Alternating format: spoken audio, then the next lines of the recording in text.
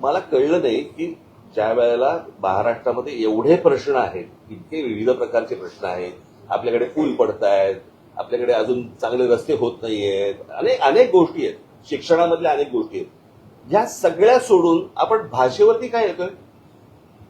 मी मगाशी यांच्याशी बोलताना असं म्हटलं की कुठची तरी मोठी गोष्ट ही लपवण्यासाठी म्हणून दुसरीकडे लक्ष वेधण्याचा प्रयत्न होतोय की काय, असा संशय यावा अशी परिस्थिती आहे. मला मला काय राज्यामध्ये चालू आहे मला काही कल्पना आहे. मला हे माझ्याकडे आता इथे कागद आलाय.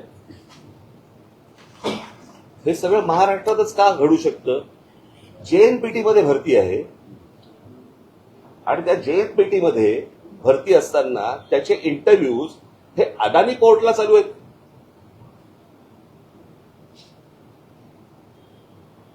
तर काय चालू आहे महाराष्ट्रामध्ये मला समजलं नाही. म्हणजे तुम्ही भाषेवरती सगळ्या गोष्टी आणताय, तुम्ही इकडच्या ज्या काही आस्थापना आहेत त्याच्यामध्ये तुम्ही त्या सगळ्या गोष्टी देण्याचा प्रयत्न करता, जमिनी जातायत, तुमच्या भाषा घालवण्याचा प्रयत्न करताय. काय काय म्हणजे काय चालू आहे महाराष्ट्रात?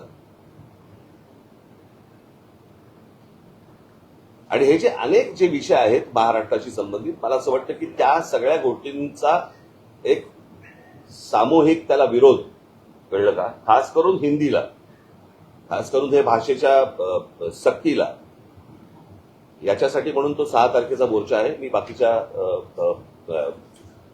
राजकीय पक्षांशी मी बोलीनच आणि मला असं वाटतं आपण 6 तारखेला भेटू.